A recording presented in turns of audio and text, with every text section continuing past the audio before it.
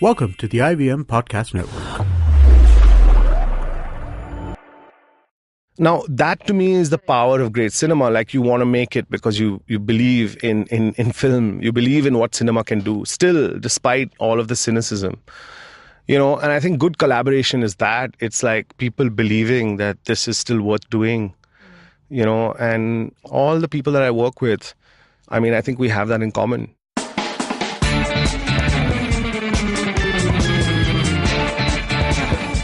Hello, beautiful people. Welcome to Anything But Bollywood, where we talk to creators, filmmakers, and curators of the moving images.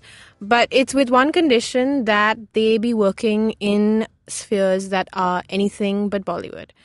So having said that, Bollywood is this ginormous monster that devours everything that's in its path, and we're podcasting out of Mumbai, so we will invariably bump into people who have a toe or a finger or a foot in Bollywood. So to deal with this contentious issue, we're introducing you to our Anything But Bollywood scoring, also known as ABS.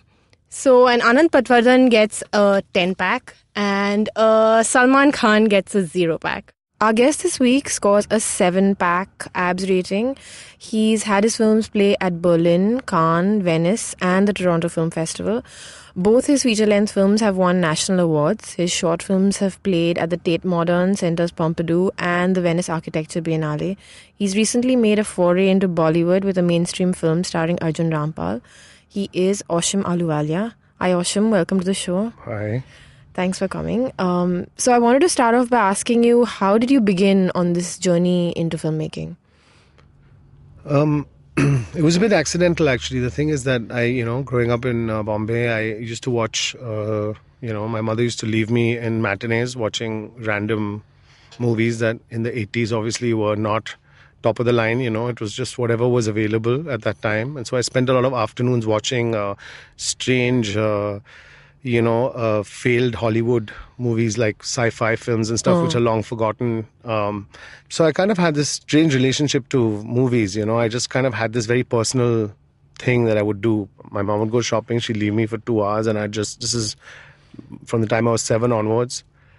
I just watched these things, and in a way I would also then continue thinking about these films after they were over, like, extending them in a way in my mind. So I think that was my first relationship to making movies, was just thinking about. And none of this was anything Bollywood? It was all Hollywood? Some of it was Bollywood. There was a lot of Mithun involved, for sure. Right. I liked the films that were slightly futuristic at the time. So things like, Kumar Gaurav, Star, things like that, which had a little bit of a kind of modernity. I loved Dawn. But I wasn't like, a diehard Bollywood fan or something. It was basically certain kinds of films that just, I loved Shalimar with Zenat in it, Shan. Things that had this kind of slightly, like, let's say, futuristic edge. I sort of was really drawn to those films. And then I ended up being just really bad at school and stuff like that. And then I eventually ended up in an art college in the US, in New York, small place called Bard, which had a film program. So I just decided, let me give this a shot. It was never a big grand plan or some career move or something. I just did it because it seemed interesting. And from there, I just was exposed to a lot of world cinema and a lot of experimental cinema and, stuff that I'd never seen growing up in Bombay. So that kind of changed my whole way of thinking about what film could be. And suddenly it was something that, really excited me. And that's how I started doing it. So between first your name came to prominence once John and Jane released. So between that, what were those early days like after you came back to Bombay from college up to making John and Jane? You made a bunch of documentaries and short films as well. Yeah, actually coming back to Bombay, I moved back in around 97, 98. There was only Bollywood. There was no real independent film scene. I worked a little bit with Dave Benegal, who was one of the only independent filmmakers at that time. Right. And just to have an experience of what that was like, the whole scenario was very different. So in a way, I became very internal about what I wanted to do. And I was quite angry with the system because it didn't allow me to make the things I wanted to make. It was either kind of the fascism of Bollywood, forcing you to do a certain kind of thing. And in those days, that term just was very restrictive because there was a clear formula of what that was. And then, or it was the fascism of parallel cinema, which to me is as formulaic as Bollywood is. because it had a certain set of things, and you had a certain set of themes, and I just didn't want to make stuff that fit either of these spaces. So it was a very frustrating time, actually, being young here and trying to make movies. How long were you with Dave Benegal? I worked with him for about maybe 6 months on a movie called Split Wide Open, which he ended up shooting much later. I kind of quit in the early stages, but... I also worked with him briefly, very briefly, for a movie that didn't end up getting made. But, I mean, it was just a really pretty horrible time, I have to say. It was just a horrible time, and nobody understood what I was doing. They just thought I was a freak.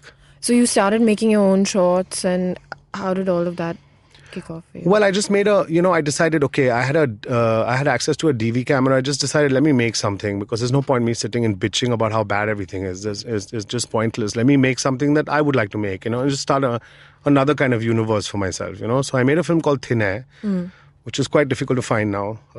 But that was a documentary about magicians. Yeah, right? It was about 3 magicians, and I just spent a lot of time hanging out with magicians, not to make a film about actually what they do, but the idea of believing in magic in a city like Bombay, and all of them are in a strange way failing magicians. So I don't know, somehow I related to that idea, and so I made that film. And then I think I got more confident with the idea that I could have resources. And I started also understanding that in order to make movies in Bombay, you have to be plugged into a commercial system.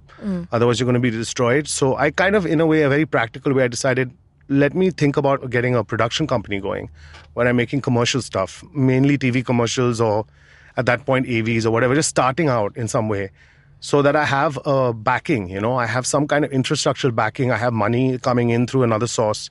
So I'm not dependent on this stuff. And that was actually the best decision I ever made, because that kind of freed me from having to wait for like NFDC or some small German fund to give me some money, because then you're really a slave to grant systems and things like that. And again, you're not free, because it's and my idea was like, I want freedom. I don't want to be making necessarily like a rural documentary for a German fund, or I don't want to be making a Bollywood movie. I want to make something which I would like to make without the shackles of the economics. So I thought it was the most liberating thing to do, and it's probably the best decision I made, was build my own infrastructure, start a commercials company, which I then got really good at doing. So it actually helped in a way, also getting relationships going with vendors, with DOPs, with, just people said, okay, you have no money on this, but let's do a commercial job and then we'll balance it out. So I kind of figured out a way, an economy within which to work. And that allowed me to make John and Jane. So coming to John and Jane, what is that process like? How did you identify the characters, and did you have some kind of casting process where you identified these 6 characters? Yeah, I mean, I was very interested in the idea of call centers, but not really just as this economic thing, more like the idea that Indians have to pretend to be Americans. They have to have these fake names and they have to work all night on American time. And knowing the whole history of colonialism, I thought, wow, this is kind of in a nutshell. This will be very interesting, because this is sort of a projection into our future of what this country is going to be. So I was more interested in this idea of Indians playing Americans. And that's really what the movie became. So what I did was I spent a year, like I'm saying, that's why, because now I had a commercials career in some way. I could do these things on my own time. So I spent a year just hanging out and interviewing, and actually just mainly spending time with kids that worked in call centers. So we maybe shortlisted about 40 that were interesting. Characters that in a way also symbolically, kind of represented what I wanted to do with this whole... So you went in with this very clear idea of what you were after. Yeah, I wanted to basically, like I was saying, the films that I watched as a kid, a lot of them were like dystopian sci-fi films about what the world will be like in 2010 or whatever. So it was very interesting, because when John and Jane appeared in my mind as a film, I thought about it as a sci-fi film, like the ones that I saw as a kid, but except it's now based in the present. Like you actually have people there with virtual headset implanted into their heads. I mean, it seemed like a bad 70s sci-fi movie. So that's kind of how I imagined it, as a kind of dystopian sci-fi film and not a documentary. It's a lovely film. I really enjoyed it. So the filmmaking is very composed, right? So that structure of the narrative and the way you edited it, all of that, was that all in place before you went in? Yeah. See, the thing is, it was a strange process because I really wanted to shoot on film. Nobody shoots documentary on film in India. And I thought one of the things that will make it less documentary and make it more hybrid, in a way, it'll suggest this sci-fi quality will be if I shoot it very composed and on 35. But to do that, you have to have a lot of money. And I didn't have a lot of money, and I had a lot of leftover 35 stock from commercials. So what I had to do was make the whole film, in a sense, first on video and spend a lot of time figuring out who I wanted to say what and what spaces I wanted to use. And then I had only 13 days. So I made the whole film, in a sense, on video first, figured out my form, and then went back. Oh, wow. And 13 days I shot it. And so you shot those on video, you shot those same characters? Some of the characters, I shot some interviews, I spent time in their homes, but I did it in a more loose way so I could figure out what's interesting and what's not. So you remade the film then twice over? In a way I worked it out as a blueprint on video first, and then I went and I shot on film because I was quite clear what I wanted, what imagery and what spaces I wanted. And the voiceovers of that film come a lot from long conversations I had with each of the characters, and that because I'd spent a year with them, it was very comfortable. Like they were friends, you know. Right. So we could have very intimate conversations about what their dreams were like and stuff like that. That's an amazing process. So that was the first time you went through this process? Yeah, it was. I mean, each film has its own process. For me, the film and the process and the form are all interrelated, you know. These are not separate things. So that's something you then figure it out as you go along? Yeah, I mean, for me, like filmmaking is living, you know, so it's interrelated with my life in a strange way. I can't separate. It's not like a job I go to at work and I make a film, I come home. Right. It's all overlapping. So you actually get very involved then with each of the films because you have this intense research period on both of your films. So then is it that becomes your life? Well, it's very disadvantageous if you have a career as a filmmaker because it takes a lot of time to make films. I'm not productive in the traditional sense. Like I don't make a movie every year. I make a film every 4 years or something. I'm really happy with that. But it's quite difficult to maintain that because, you know, you have people who, and especially now when I'm not on my own money and I'm not just doing my own small indie thing, people can get very frustrated with the process. But I can't really get into a movie unless it's in my mind. And for that to happen, I have to live in the world. You know, I can't say, oh, I'm going to make this film about X thing, land up, and then 2 weeks later we're shooting. I can't do that. I have to know the characters, the spaces. I have to live in it for a while before I can make it. And that's when I know that I'm authentic to it. Otherwise, it always feels like some kind of fraud, you know? Right. I had some random question to ask you about John and Jane. The building, there's a building, the call center building, and it says Fourth Dimension. Is that a real place? Yeah. It's an actual place? Yeah. Wow. And was access to these call centers an issue at the time? Yeah, it was a huge issue. And I can safely say John and Jane made sure that no other access would ever happen again. But it was a strange process because I basically understood the psychology of a lot of the call center owners. And there was a huge euphoria about India being like, you know, 21st century and all that kind of stuff. So when I said to them, I want to make a documentary about how India is doing amazing things in the global field and we are like on the cusp of like being one of the greatest economies in the world, which is what every CEO wants to hear. So they were very excited and they said, oh, come. Then I went in and I shot whatever I wanted to shoot.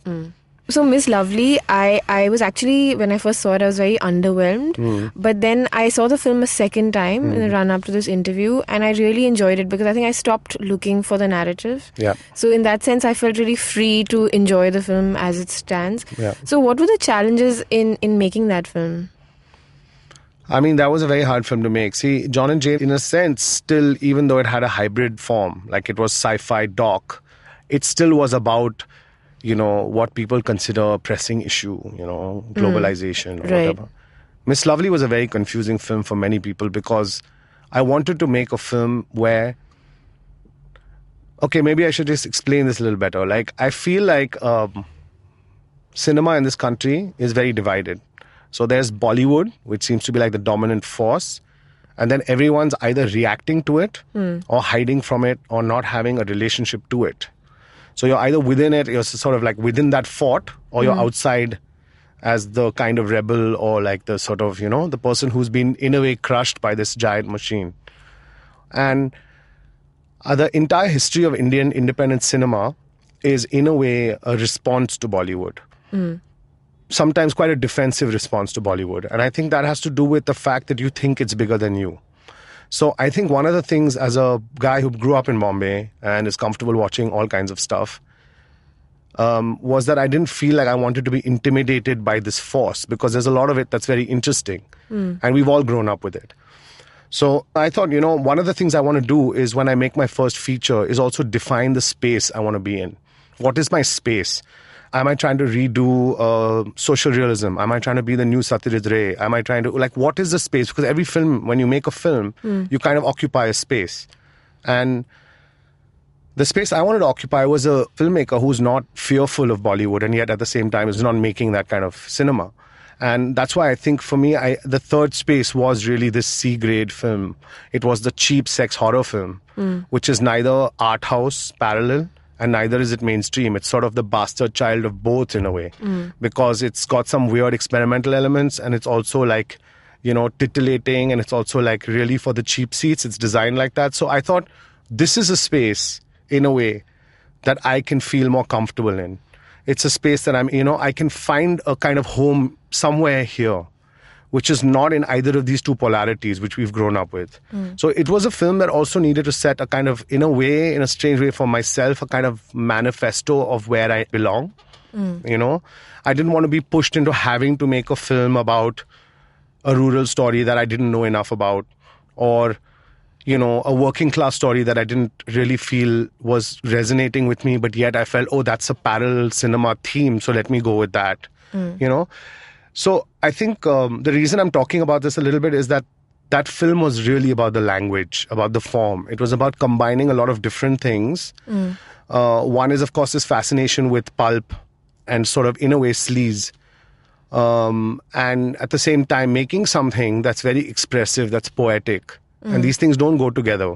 So when you ask about finance, a film like that is very difficult to finance, because basically it's kind of taking on every category that can possibly finance you. So if I went to a studio, they'd say, oh, great, but give me more narrative and give me a happy ending or something, right? Which I didn't want to do. And then if you go to an art house space, they say, oh, it's too pulpy. Take the pulp out. Don't put a song in it. Right. And I thought that was really, for me, the most effective thing I ever did, was to make sure, it sounds masochistic, but to make sure that, in a way, no space finances me, because that means that I belong to that space. Are you getting what I'm saying? Yes. So what that does is, that means I have to cobble together finances from different spaces, which are very disparate. So I got some money in Japan, which was because they like a certain kind of pulp thing. I got money in France because it sort of had an art house component. I got some Indian money. I put some of my own money. So it was a combination of these things that allowed me to finance it, which was very hard, because it doesn't fit a genre. It still doesn't, actually. Right. And you had mentioned in an interview that you had a hard time convincing people that you weren't making a C-grade film. Yeah. So what was that challenge like, and how did you manage to get people on board to the project? I mean, there were people that really understood my sensibility, that immediately knew what I wanted to make, right? Like my collaborators we were talking about. Right. But at the same time, people would not understand. People have never understood what I'm doing when I'm making it. It always takes a couple of years after I've done it for people to get what it was, which I think is a good thing, probably. Yeah, then you can do repeat viewings and... Yeah, and I think also sometimes that means that a space is not ready yet and you're the first to do it. So I think that's a good thing. Right. Yeah. And how did that film then change between the screenplay to the edit? Was there, I believe there was a whole process that you went through with that as well. Yeah, see, the thing is that I started first thinking of it as a documentary, right? I wanted to just make a behind-the-scenes kind of documentary of C-grade films, and porn, cheap desi kind of porn and stuff. And I just didn't get access to anything. But I ended up hanging out with all the people that made all the stuff. So I got a lot of stories. And yet nobody wanted to be on camera. So these stories then became the screenplay. And then from the screenplay, I kind of started saying, I don't want to do a fake, realist movie where I recreate this world as if it's very real. I said, let me use some of the elements of this world, the pulp. I like a lot of B and C grade films myself. I think sometimes they're really amazing. So a lot of that language from what's not technically great cinema or whatever came into the film, even if it's the way you light things or whatever.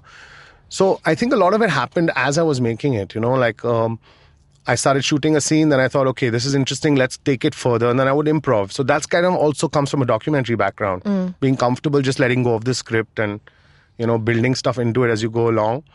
Then you edit it, then you think, hey, I wrote this scene, but I really hate it, it's very contrived. Let's use this instead. So in the edit, the whole thing became something else. And I decided to go with something more atmospheric and less narrative. Something more where the narrative is already kind of understood. It's a classic. Two brothers and a woman. Right. It's almost a cliche. So I said, instead of going with the cliche and just repeating a story you already know, let me just take it as a piece of, like a beginning for something more evocative. And then you start pointing to other more open-ended things, So the film becomes about a lot more than just the story. So your process actually of making the narrative one was very much like a documentary. And so so now, in terms of how you work today, is that how you also work now? Is you improvise constantly through the whole process? I mean, even when I worked on Daddy, which has like got Arjun Rampal and like a lot of money in it, and it's a bigger film, I mean, I had no script. I just worked off a one line. So, I mean, my process is the same. It's not changed. And I think, if anyone, I think Arjun's process has changed, probably just dealing with someone like me, because I think he understood that this guy is just from another universe. It's not going to work the way. So then logistically, how does that work? You have a lot of first ADs who want to kill you, basically. But at the same time, you also have people who work with you, who've worked with you before, or even work with you now, who just love it, who love the process, and they realize what you get from it. Because, this whole thing, this whole Hollywood or Bollywood or whatever, but actually Bollywood really just wants to be Hollywood, essentially, right? In terms of its logic. And the Hollywood system for me is just completely in absolute opposition to pure cinema. It just is. Like the idea of taking something which is well written, broken down and storyboarded, and then taking it to the set and then trying to execute it in real life. It's like having a plan for what kind of romance you want to have and then trying to execute it. It's going to be a failed plan. It's not possible because life doesn't work like a script. Right. It doesn't work like a storyboard. So what ends up happening with that process is you make very sterile films, but they're dead. And I want to make films that are kind of alive. And to be alive, you have to be aware on set that there's something better than what you wrote. Right. So you have to be ready to absorb that process. Right. So I think one way of working like that is to be more loose about it, but knowing what you generally want. So what are the parameters, What are the actors you need that? How many actors do you need that day? Are they in costume? Are they in the right, are you in the right location? But maybe you just budget more time because you think this scene, I might just do something completely different with it. So you have an inkling. So rather than budgeting that 2 hours or that half day, which you think it's going to take based on the page, you budget a day. And you do something different. And the other scene, which is supposed to be the grand scene on paper, you say, this is really boring, but it kind of works for what it needs to be done. So we just budget a lot less time and just shoot it exactly. So you don't take any coverage of it. So you decide based on what you're feeling and what your intuition is doing, rather than just basing, like, I've written the script, now we have to execute. It's very strange when I see filmmakers do that. They're like, yeah, I have to shoot this scene, I'm not happy with it. I'm like, why are you shooting it if you're not happy with it? Don't shoot it. Just rewrite it when you're making it, or just think about it and do it in a way which is more exciting for you. It's almost like homework, no? You go with your homework list and then you just go and you it's bizarre for me. I can't do that.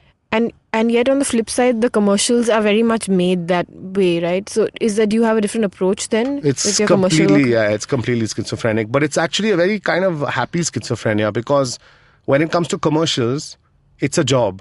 So there I don't want to put any energy in improvising. There I would love to have a storyboard and just give the person what they want and I go home. I don't want to spend my entire life like thinking about how can I make this commercial more interesting beyond that first phase where I've already prepped it. So I think for me it's two different processes. One is craft and one is art. Right. And craft, I mean, you can't be a carpenter and be like improvising the cupboard, just make the cupboard. So to come back to Bollywood, did you ever, like you spoke about, you were very interested in playing off of those cliches, the two brothers, you have the song, the Nadia Hassan song, the cat fight. Did you ever have a fear, a question about slipping into that cliche? No. No, because I hate it so much. So it's very difficult for me. I mean, I don't have a relationship. I think you slip into things when you have a latent desire to do them. You know, like, oh, my whole dream has always been to, work with X actor or do, like if you have this dream and then you're trying to make independent films to fulfill that dream, then you're going to slip into it. The thing is, when I was very young, was starting out, like maybe 25, 26, I started doing commercials. And I was offered a film called Tere Naam, which had like Salman Khan in it, which I said no to, It was because actually the producer I was directing commercials for that time was one of the producers of the film. And in my very early career, when I was doing commercials, I was offered very big Bollywood films with like actors and stuff, but proper formula Bollywood films to do as a job. And I never did them. So the thing is, if I really wanted to do that, I would have done that from day one. Right. I wouldn't have taken such a complex route and then finally, get to a stage where I want to. So for me, the interest is actually, can I take my process and my form, ideas that I have that have been formally constrained only to this very small margin, can I take that and apply that within a studio system? Can I apply that within the industry? Because for me, that's actually an experiment, that's actually being you have to be quite confident to do that. Right. It's much easier for me to play and get as wild as I can within an independent space, because that space has no rules anyway. This is a space with a lot of rules and a lot of rituals and a lot of power hierarchies, and it's really hard to push the envelope in that space. Much harder in a sense. Right, because all of those structures are in place. And people are very confident about the kind of movies they make and what they know. Right. Everyone's very confident. They have a very clear idea. And they haven't watched maybe 95% of anything you've seen. Right. So your references are very different and you have to kind of almost start from scratch there, But like I said, I'm from this city, and this city is all about Bollywood, and I make movies. There is an inherent conflict if I don't engage the system. Right. It's dishonest. So I want to come to your Bollywood experience towards the end of the show, but I wanted to ask you, how do you choose the story that you're going to tell? Do you have stories that you lose interest in? Are there abandoned films? Yeah, I mean, I'm constantly thinking of things that I'd like to make. Something I just read about, or somebody tells me a story or something. So I've constantly, I'm almost now having to contain that because I'm just constantly developing things in my mind. One of the things I really like is never repeating what I've done before. So, I'm really happy and proud that in the same year that I made a gangster movie, a big budget gangster movie, I also made a Super 8 movie with Akbar Padamsee, who's a painter. Right. For me, I take a lot of joy in this kind of contrast. So my work has to have a lot of contrast for me. Like I don't want to do the same thing again. If someone says, hey, we have another gangster movie for you to do next, I just say, no, I don't want to do it. I want to do a romance or something. I want to do something. I want to make a children's film. I don't know, something which is not what I've not done. I'm shooting something. I'm doing a horror film now, like I'll talk about it a bit. But, so I like spaces I've never explored. So for me, that's always the first motivation. And were there films that haven't been made? Yeah, that have been abandoned. So then how do you then reconcile yourself with, in a sense, a failed project? Or do you even see it as a failed project? No, it's not failed. I mean, nothing is failed, I think everything is in service of something else. So an idea that I may have had like 10 years ago then transforms into something else, which then transforms, and that kind of work shows up in something else. So a bit of a form from somewhere is now found somewhere else, or a character which I thought was really great, who was a lead, has now become a secondary character in something else, So I don't know. I never feel like anything is abandoned. I feel like all of those things are part of a larger process of making work. It's not like you just come in there with a ready thing. It's like it's amalgamated from all these memories, thoughts, processes, lost projects, things like that. And what is it's almost like you have an obsession with the form of the film, because your documentary was made like a feature, and your feature film had a lot of documentary elements in it and started off as a documentary. So how do you choose the form? Is it a more organic process? See, yeah, it's a good question. But the thing is, for me, I don't think of form as an obsession. I think form is the medium you're working in. Right, it's just that I think no, not an obsession, but maybe it's that usually for filmmakers there's like a default, right? Yeah, that's what we're talking about. Yeah. So it's like there's a default of narrative filmmaking. That's the default. How you shoot a romantic scene or whatever. Right. And there isn't that much engagement with form. And you're someone who has kind of engaged with that a lot. So do you really set out with that thing, I want to make this kind of film, like I want to make a feature or I want to make a mainstream Bollywood film? Does that process start from there? No, actually, I never think of what the film is going to end up being. Because like I said, I've started films that are documentaries that have ended up as fiction. I just go with the process of it. I just go with it and let it kind of make itself as I'm in it. It's hard to explain, but it's not so strategic, One thing I know that I don't want to do is exactly what you mentioned, the default. When two people have to have a conversation, like a romantic conversation, I always question, why is it shot like that? Why is every gangster film top lit? Is it that every gangster just sat under a bulb from the history, from the beginning of cinema? Or is that something that I want to make a gangster movie, so I see others and they are lit like that, so therefore I also light my film like that? Why can't gangster films be colorful? Right. These are questions that I ask at a very early stage of making the thing.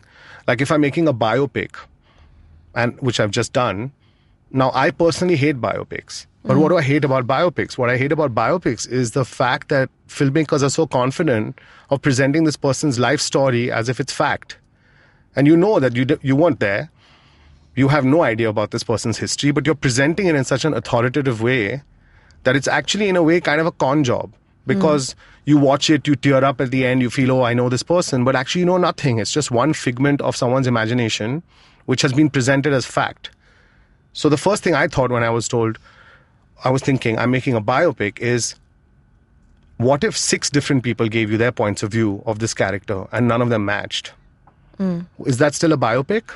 It's still a biopic, right? But you start questioning, wait a minute, every biopic then is just a version of somebody's take on this individual. So that's where the form comes from. It's from asking a very simple question. Why is it done like that? Is there a reason it's done like that, or are you just doing it like that out of habit?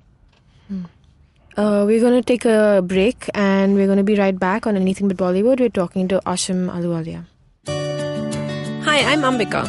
And I'm Hoshna. Come journey with us around India as we chat about new and offbeat destinations, from secret islands to village stays, give you travel tips and advice, discuss all the yummy and weird food we've sampled, and induce some serious wanderlust. So tune in to the Rediscovery Podcast. New episodes out every Monday on the IVM Podcast app or any other podcasting app you like. We are back on Anything But Bollywood and we're talking to Ashim Ahluwalia. And I wanted to ask you about Miss Lovely, because I thought that must have been a fascinating process of shooting that. So if you have anything to share from making of that film. Well, there's so many stories, because, when you say to people, and at least at that moment when I was shooting, it was 2009, 2010. Okay, there wasn't really an indie scene happening here in terms of, people didn't really understand when you said, I'm making a movie about the C-grade industry. They thought, this guy's making a C-grade film. So at first, when I was trying to go to India, to India-based studios to get money, because I thought, let me try. So naive, but it was like a beginning. I said, let me try and get some money from, the guys who are making things here. They said, you get an actress, you get a star, etc. Right? So I said, okay, let me talk to some actresses. And I think it was maybe Mugdha Godse or someone. Well, I think it was her. And I sent her a synopsis or a proposal email or something through my producer. And then she claimed she's going to file an FIR because I was trying to solicit her for a sex movie or something. Oh my God. And was like, how can you propose? So a lot of times we'd get these kinds of responses, people threatening to get you arrested, and you've just sent them a synopsis, So kind of bizarre. Yeah, so then when I started shooting, of course, I didn't want to shoot, I wanted to shoot in spaces which were actually operating, based on a lot of the research I'd done as, 1-hour hotels. So there was a lot of the spaces you got for that film were amazing. It was really amazing. And the production design, all of it was That's a function of also going into spaces which really kind of, in a way, are from that world rather than trying to recreate it. So a lot of it was like, so for example, we shot a lot in these 1-hour hotels where, when we got permission, they said, you cannot stop our clients and girls from going into the rooms while you're shooting. Like, they're going to continue doing their thing. We're not going to lose business. So it was quite crazy having a film crew in a space, and you've got like hookers, you've got clients, everything's happening at the same time. And for example, like we ended up shooting, there's a scene where, Sonu's shooting a porn film near the dockyards, with this like random couple that he's picked up. And this random couple has never really done this, but they're shooting and the police arrive, right? So they had to run into this dockyard, the guy in his underwear, the woman in her just covered with a chaddar, and the cops have to bust them. So, and we're shooting without permission. So they come running out, and the cops, who are obviously, extras in uniform, and I have a couple of police jeeps, come, like they're escorting these guys out, and all of this stuff is happening. But what we didn't realize that within 10 minutes, every worker that was breaking any ship was surrounded these characters, right? So it went from having like 15 people to having like 1,000 people within like literally under an hour. And Mohanan's looking at me, my DOP, going, what the are we going to do here? So I'm just thinking, let's just make it with this stuff. Let's just shoot with these guys in it, right? And what is great is that they couldn't tell what was happening. The workers were looking at this stuff as if it was a real arrest, because they couldn't tell that the police was not real. And they thought the camera we were shooting with, which was film, they thought it was like a news camera. So there was actually genuine confusion. And that's actually one of my favorite scenes in the film. Yeah, I know. It's an amazing scene. I watched it. It's an amazing scene, and it's an amazing scene because you couldn't do that with extras. It has to have the energy of people going, what the is going on here? And it has that thing. It feels so real because it is real. And the emotion of the audience, the crowd, the people that are the bystanders, the cops, the people playing the porn actors are freaking out because the girl is like almost got nothing on. The guy's in his underwear, and there's 1,000 workers staring at them. And the cops in uniform know that they're faking it, that they could get arrested by real cops for impersonating cops. So the tension of people on set is palpable in the film. And I just love that. I won't do that again, though. I won't do that again because it is irresponsible. I think at some level, if real police had come, we would have had a really serious problem. But I think it was amazing for the film, though. So how long were you in and out of that location? I think we shot that scene in like 2 hours. Oh, wow. Okay. Yeah, you're lucky. Yeah, it's like funny because it was also perfect timing because it was evening and the light was gorgeous. So it was like magic hour. It's like God was with us here, magic hour, all the workers out, beautiful. So is that then your modus for everything? Going in without permissions? And my modus is definitely to go in and find the life in it. It's definitely not to go in with a script and sit on a chair and say, like, let's just follow the storyboard. When I do that, you got to shoot me because that's just bad.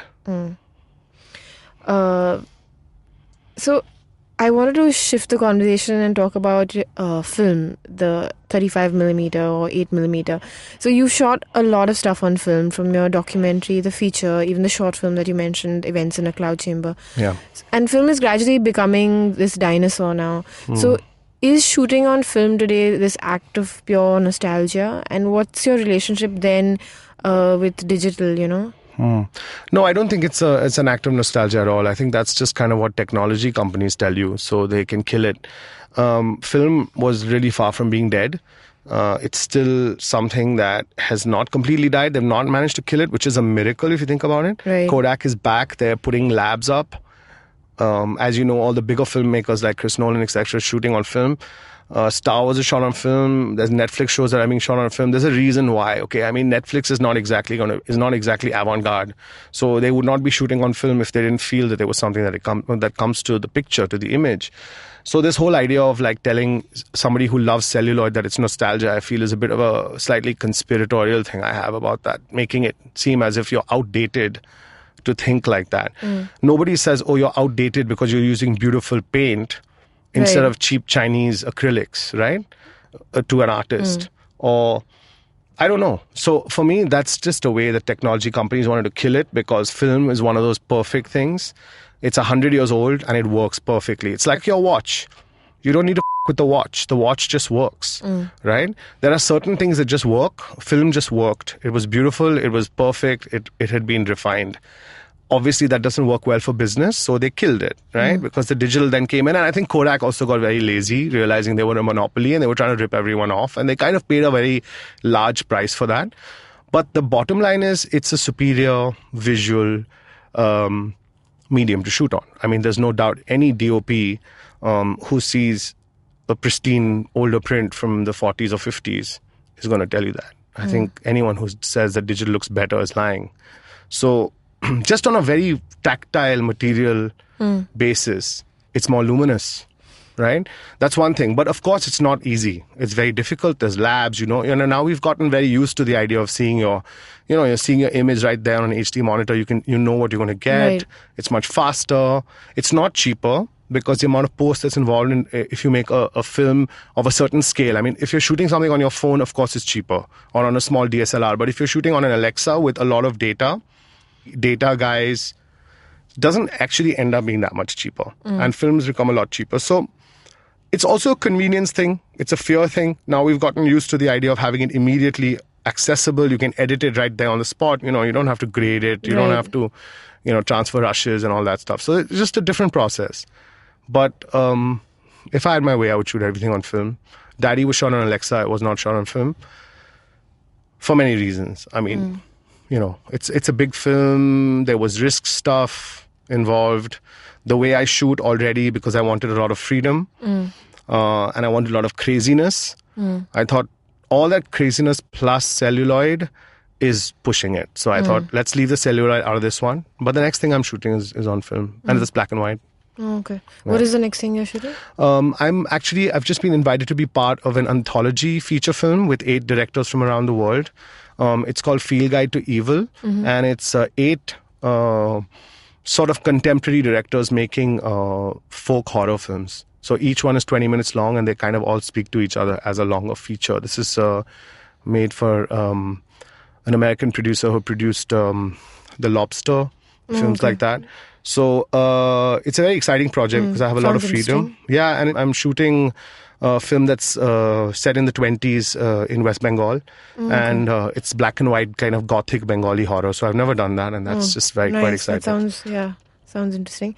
So the whole daddy process, what was that like? Because you have said in many, many interviews before that you were very wary of the whole Bollywood commercial system. I'm still wary of it, yeah. And working with stars. Yeah. And now you have Arjun Rampal and Farhan Akhtar. Yeah. So what has that experience been like? Why did you take it on? Yeah, I mean, I think the wariness has not changed. I think I'm even more wary now because now I'm actually within it. I've seen it from close quarters and how directors really don't have much of a say. Here, this process was slightly different, to be honest, and to be really fair to Arjun. I had never really seen anything he was in. We did a commercial together, and we just kind of hit it off as people on this job. And he said, listen, can we chat? Can we hang out, whatever? So we hung out, and he said, I've seen Miss Lovely. I really love it. And I would love to do something like this, and I'd love to work with you. And he had already read all my stuff. Like, he had already read all my anti-Bollywood rants. So he was very aware of my position vis-a-vis the industry, He said, I know you don't want to do this, and I know this is not your scene. And I said, you know why. You've met me. You know why I don't want to do it. I don't want to do it because I don't want to really be the admin officer for somebody else's feature film. I want to make a film that has my vision, and I have the freedom to make it at least up to a certain point on my own, with my own sort of sense of what's right and wrong. So, and I don't want to put like an item number in something just because it has to sell. And I just don't want to do those things. Like, it's not my world, and I don't like watching those films. But so he asked me, he said, listen, if you were to get a story that you really liked and you were to do something within a space which is very much your world, with you having final cut, no studio interference, and it's a subject that's more commercial, that's maybe more widespread, it's easier, and the storytelling is clearer. It's less art house. Would you do it? I said, I'm not wedded to a certain storytelling style. Every film has its own style. But what I am wedded to is the vision of the director as being above everyone else, including all actors. The vision of the director is just, for me, that's filmmaking. The minute it becomes an actor film and not a director film, in the sense that the actor leads it. I don't mean in terms of an ego clash, but in terms of why somebody goes to see it. For me, that's where I step out, and that's what I said before, and I say that now, and he said, okay, I want to work with you. I have the story of Arun Gowli. And that's when he told me about this stuff. And he said, the family's on board. This is a situation not like a typical Bollywood biopic where they just make a kind of fantasy version. This is like the real deal. We can meet him. You can get the real story. We can get permission. If he's okay with the approach you want to take, would you be open? I said, are you okay about getting ugly and not being a hunk in it and not being in the Dolce & Gabbana? Like, are you cool just being like a guy from Dagri Chawl? Can we get into it? Will you learn Marathi? And he was like, that's the kind of movie I want to make. I want to do something that I'm really proud of, that is, in a way I look at my filmography and say, okay, man, we did this one. This is kind of amazing. I said, then we're talking the same language. Let's do it. I'm interested to take that forward. And that was a 2-year process. I also said he had already written something. And I said, if we're going to do this together, it has to be collaborative. I have to know what you want. Because there can't be an agenda where, you want to be a hero or whatever. I don't see this as a heroic film.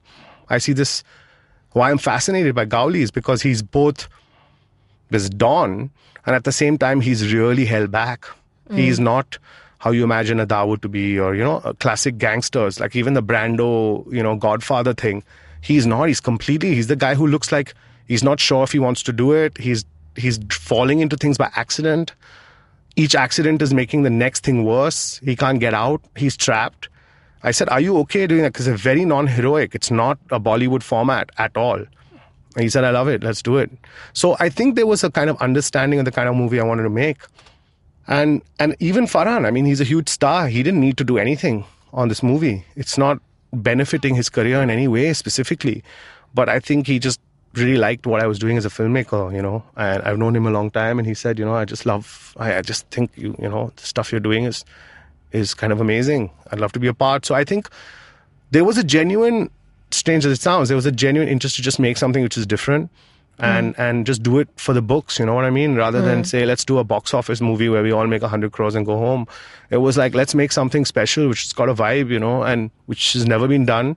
And this guy is the only crazy, or whatever, I'm not going to use the word, who's going to actually go in there, into this industry and even do this. Right. So he's mad enough to do it the way he wants to do it. And I think, I always thought there would be a lot of resistance to that. And I felt what I got was actually a lot of support saying, just do it, man. Just do it like that, just go for it. And I mean, it's a lot of faith to have in someone who's quite crazy and who really doesn't like the system. And I still don't like it. I don't like it. I get a lot of offers to do like mainstream stuff with big stars. I don't do it. I'm not interested in that. I don't want to do that. But this film was different because it had a real story. It was rooted in a kind of Bombay that I know. It had a similar period as Miss Lovely, so there was kind of a synergy between the two films, 70s and 80s Bombay. It's a city I've grown up in, I know. And I had somebody who was on board, and I asked him, I told Arjun, I said, we had a producer originally, like a more proper Bollywood guy. And I just couldn't deal with that guy. I just said, this is not working. He's asking me suddenly to put X actor in to do something, or like why suddenly bring in like Sunny Leone item number and all. And I was like, this is just not my scene, man. I don't want to do these meetings and I don't want to do this movie. And he said, listen, I think the best thing is that if I co-produce it. And then I said, yeah, that's what I want you to do. I want you to protect my interest and your own and protect this movie because, every guy with money that comes on is going to say, now you do this, you put my wife in it, you do that. Yeah, I said, I don't want this. Let's just make this movie the way it's meant to be made, or let's not do it, So it was quite a direct, thing. I never, there was no like, oh, now my time has come, I will make my Bollywood debut, Right. Actually, this film was as hard to make as Miss Lovely. And I think I roped Arjun into kind of almost an independent sensibility. And I think he was very like, this guy's completely off the rails, man.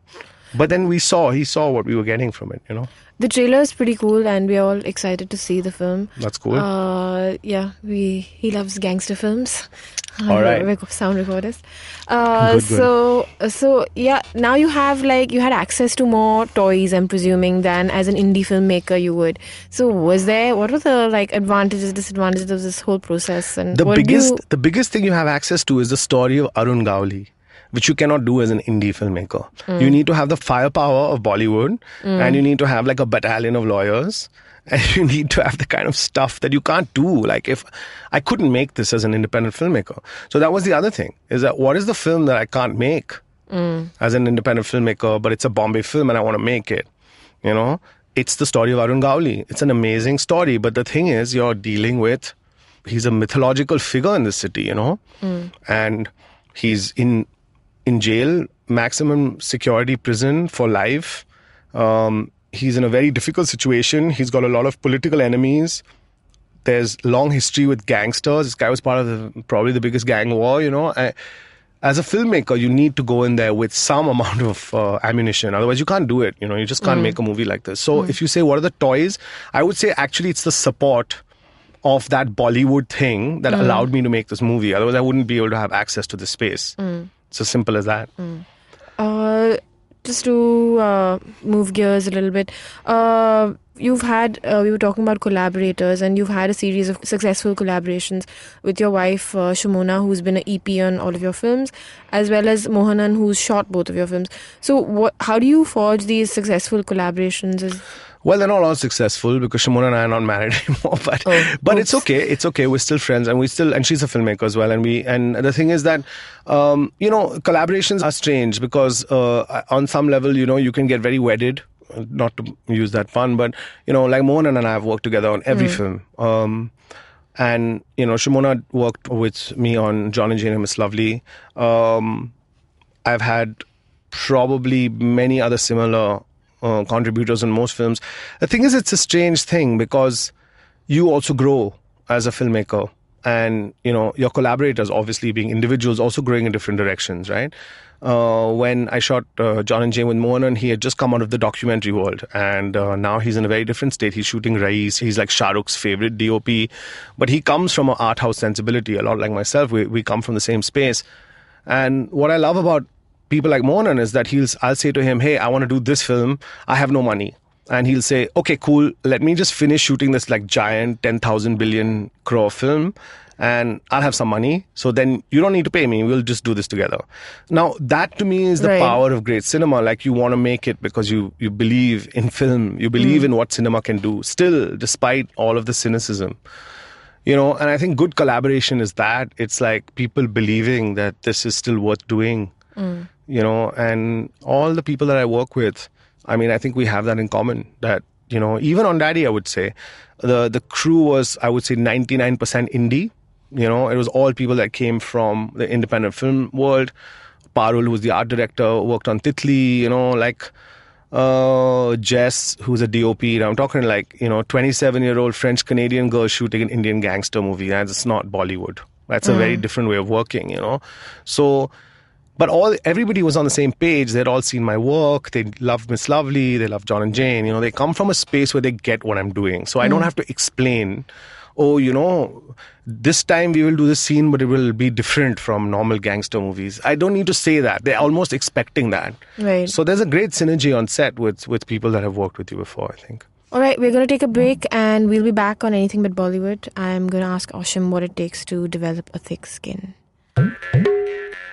Hi, I'm May, and I'm a huge fan of the indie music scene in our country.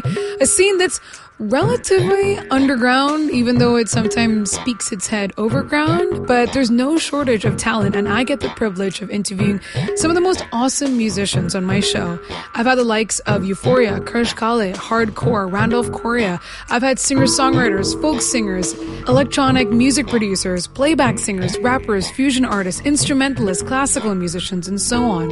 Whether mainstream or not, these people have chosen to release their original music, and these are the people currently shaping the direction in which our music scene is heading.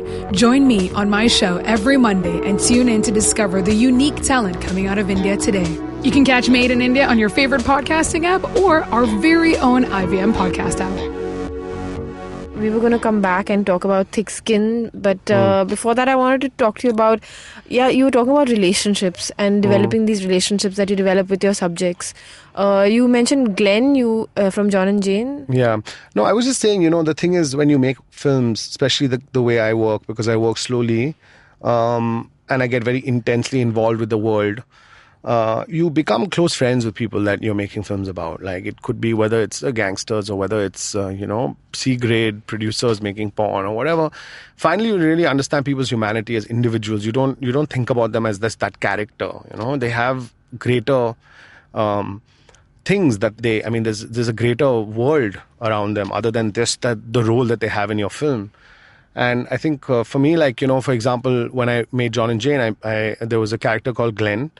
Glenn he tells you he wants to be a supermodel. He's the first guy you see in the film. And what's interesting is when we were making the movie, he was the guy who was most franchised with the call center. He just hated it. And he's the one who says he wants to the CEO's wife and all that kind of stuff in the film. And while we were making the movie, he came and said, hey, listen, I really like what you guys are doing. Can I be part of some kind of filmmaking thing? I don't want to work in this call center anymore. So I said, what do you want to do?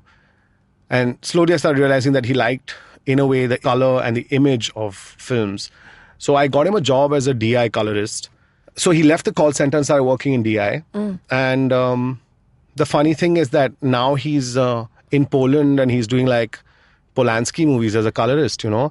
And he was my DI consultant on Miss Lovely. But he was actually he was one of the characters in John and Jane. So what I'm trying to say when I say that my films and my life are overlapping, that's what I mean. Like somebody from one film, a character from one film could become like my best friend or something from another film or in my real life. And they might work on another film in another capacity. So it's all overlapping.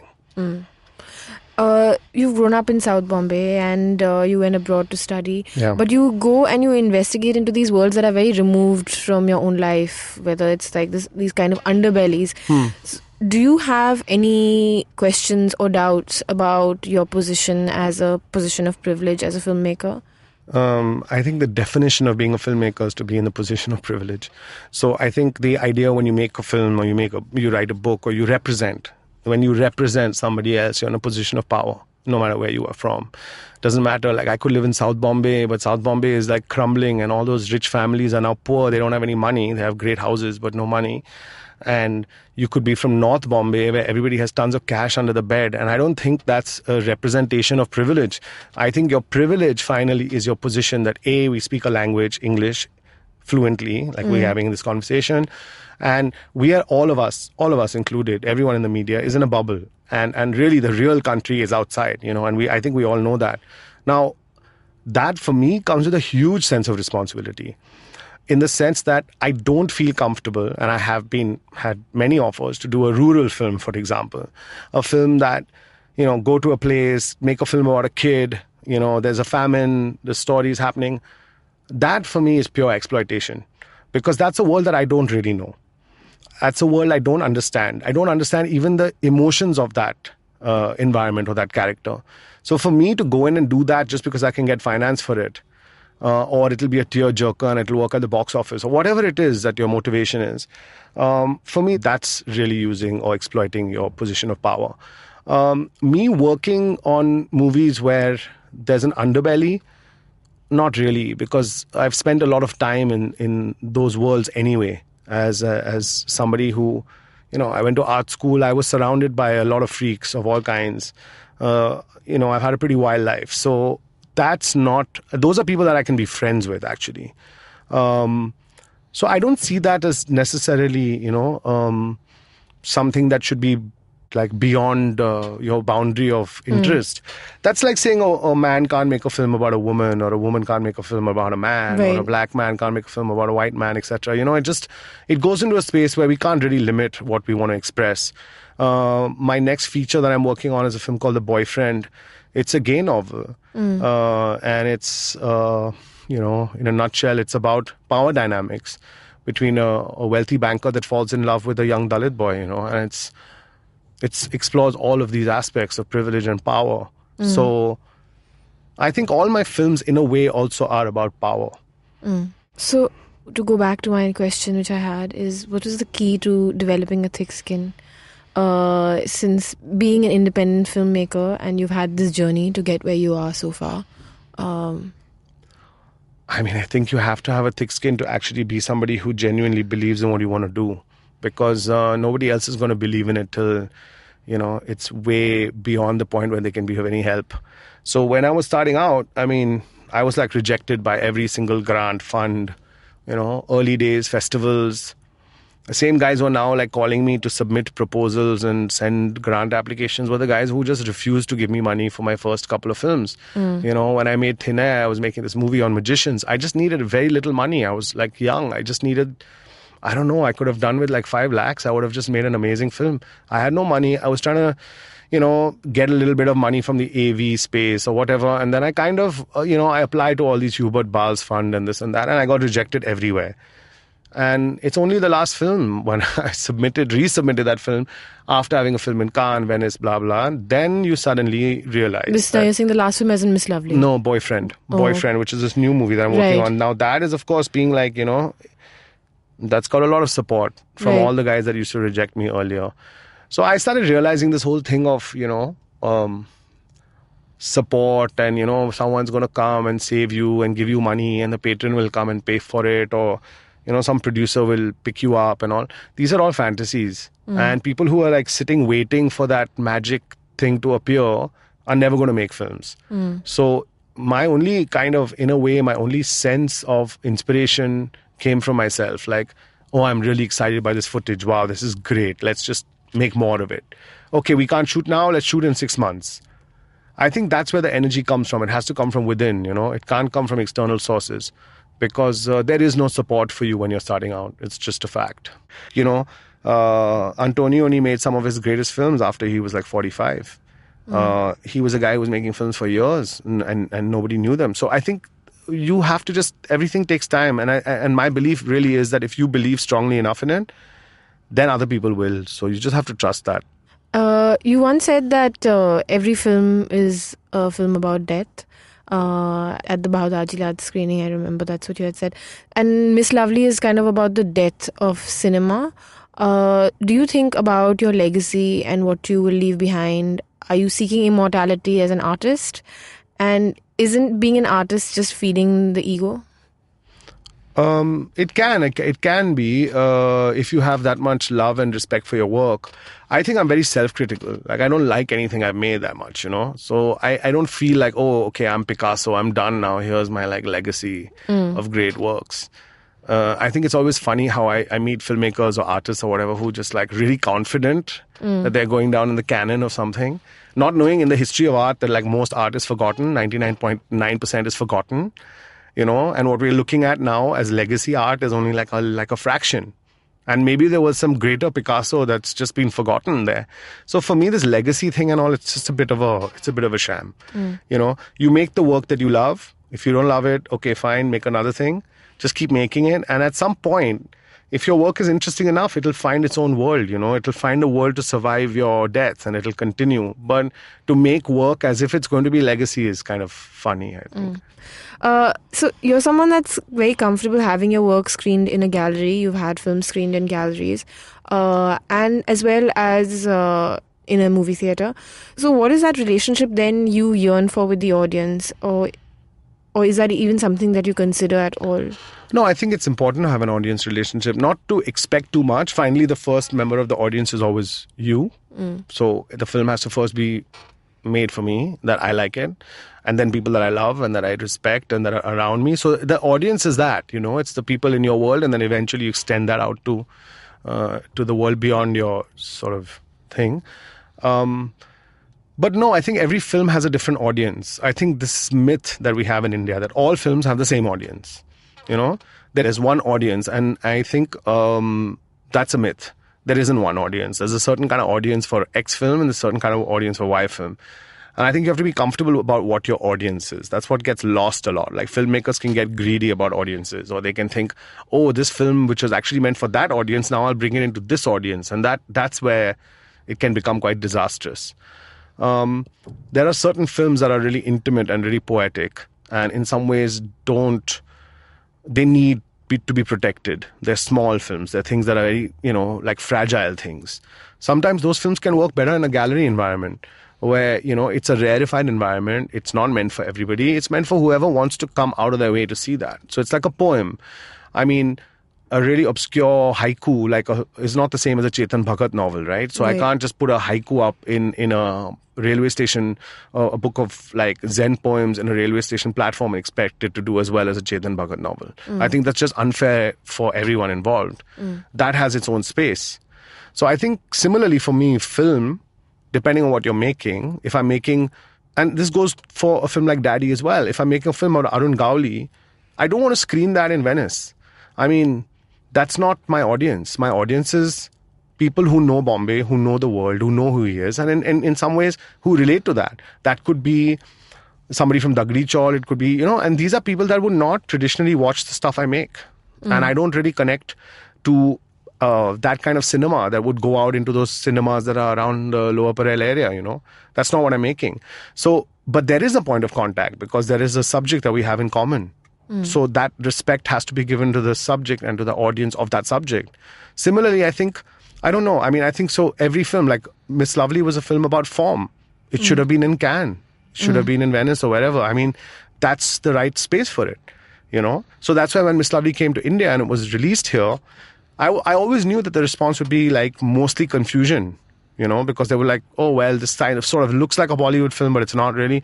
But that was never the primary audience. The primary audience was not meant to be a multiplex audience in India. It was meant to be, in a way, like a Japanese audience or a cinephile audience, which is actually finally what it got. Okay. Yeah. Thank you. Thank you. We wind up the show with the film recommendation. So you have a moment to think about your film recommendation. Mine is Matthew Barney's Drawing Restraint 9. Have you seen it? Yeah. You must have, right? So it's I love the film not because of all the shit that happens in it, but I love the tactileness of that sculpture that happens on this Japanese whaling vessel. And he makes this amorphous petroleum jelly sculpture, and that image has really stayed with me for some reason. So it's not for everyone. There's no narrative, it's more spectacle, so do check it out. Do you have a recommendation for us?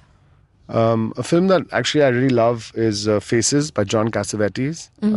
It's a film, the reason why I'm recommending it is a film that really influenced me a lot when I was much younger, before I actually even started making films. It's a film really about a husband and wife whose relationship's falling apart, and they have a night out. They both decide to have a night out independently. And it's actually probably the singular film that influenced all of independent cinema that came out of the US. So like whether it's a Scorsese or whether it's Woody Allen or whatever, all those filmmakers basically were influenced and hugely inspired by Faces because of the looseness with which it's shot. It looks like it has no script. It feels almost like a documentary. Performances are unbelievable on another level. It's shot in this very grainy, atmospheric, handheld black and white. And the film, it's so true to life that you can't believe that it was actually made. It just feels like it just appeared. It doesn't have, you don't see any construction. You don't see any effort. It looks effortless. It looks like they just hung out one night and they just made this thing. But clearly that's not the case. And, whether it's a Tarantino or whether it's like, fashion editorial or whether it's music videos. I mean, when you watch Faces, you see everything coming out of that one film. And I think any film that can have that level of influence and yet not be discussed, I think is something worth watching. Okay, I'm going to check it out. Yep. Thank you. Thanks, Ashim. Okay, thank you.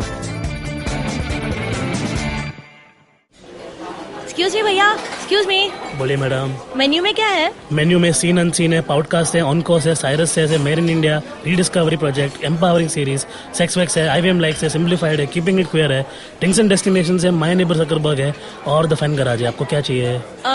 एक बार repeat कर देंगे क्या? Repeat नहीं करता हम. आप जाओ IVMpodcast.com पे और सुनो ये सब, या फिर डाउनलोड करो उनका ऐप. सब आपकी उंगलियों पे.